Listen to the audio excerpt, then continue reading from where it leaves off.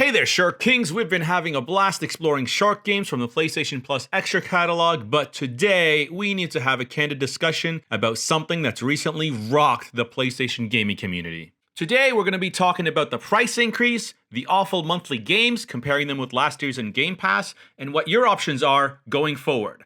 As many of you are aware, Sony recently dropped some big news. They're increasing the price of the PlayStation Plus annual subscriptions. The most hilarious and mischievous part about this is how they announced it. They hid the announcement at the bottom of the blog that announced arguably the worst monthly games ever. It's no secret that the monthly games recently have been on a downward trend, but if you manage enough curiosity to actually read the blog at the very bottom, there's just a little, "Hey, by the way, we're raising the prices."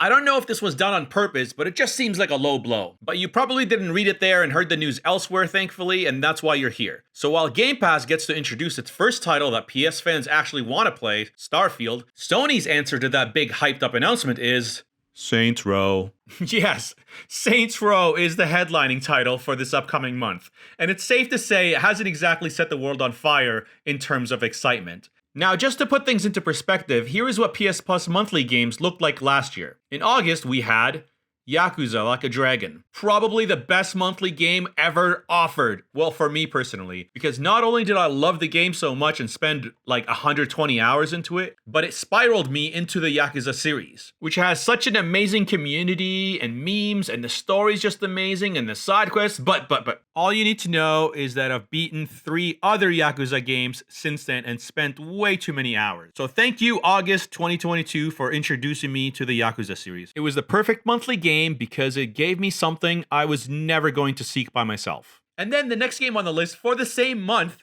was Tony Hawk, another amazing game that I was actually going to buy and look forward to. And of course, you could forget the third title, Little Nightmare, which is one of the first games that got me into these short indie titles in the first place. So if it wasn't for that game, this channel wouldn't even exist. So August was one of the most amazing months. And then September, we had Tome, which is amazing and a must-play short game, and Need for Speed Heat, which has been one of my favorite driving games, actually. Now, let's compare it to this year and what was leading up to this announcement. You know, with Xbox having Starfield in their back pocket, Sony was going to announce something huge. All right, big drum roll. The big August announcement for 2023 was, and remember, last year we had Tony Hawk and Yakuza. Drum roll, please. PGA Tour 2K23. Like, what? Who is playing that?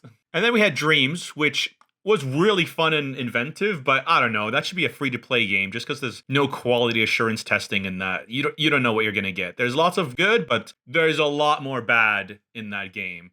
And then Death's Door, which is okay, an okay score. Anything above 80 is amazing, usually. And this month, right after, like a day, no, not even a day, the same time they announce this price increase, we get the privilege of Saints Row, Black Desert, and Generation Zero.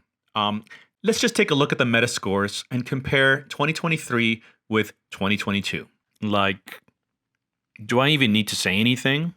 Even August makes September look good. Did they do this on purpose? Luckily for us, Extra has been killing it where Essential has been lacking. We're constantly getting at least 1 or 2 amazing AAA Metacritic A+ titles each month, but maybe that's their plan. They want us to upgrade, so they made Essential mid on purpose. Speaking of plans, here are the new prices for these new plans. So, starting in September, the annual subscription cost will be going up for all tiers, including the one we focus on here, PlayStation Plus Extra. Now, here are the prices.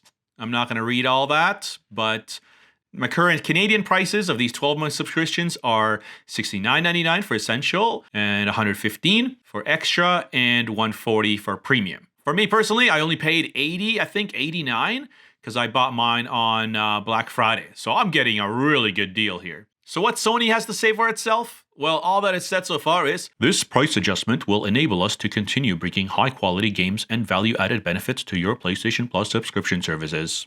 Like I said, personally, I got my yearly sub on Black Friday and will continue to do so. I know some people online have stacked their subscriptions for another 10 years. A lot are canceling it altogether, and some will just take it and continue paying it. People like me, because without Extra, this channel wouldn't exist, and I would have never seeked out these indie short games on my own with my own wallet.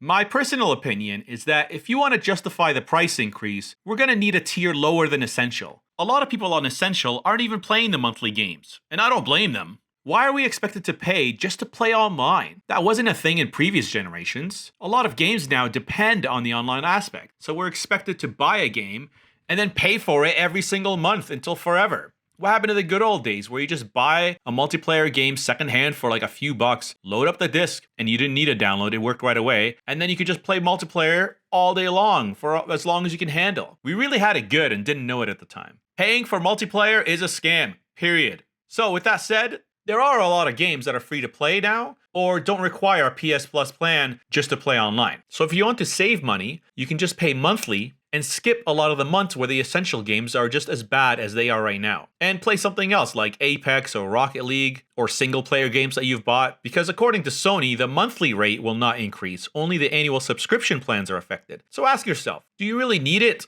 every single month? Yes, it's more expensive if you pay for it monthly versus annually, but do you? Just play a game that's on the disc or one that you have downloaded that's on the backlog. Take a break, touch grass. So to recap, Xbox did raise their prices, but had one of the biggest games of the year dropping right after the announcement. And it was only a few bucks increase, remember. Sony were like, oh yeah, hold my beer. Raised their prices by 30% and dropped the worst month known to man.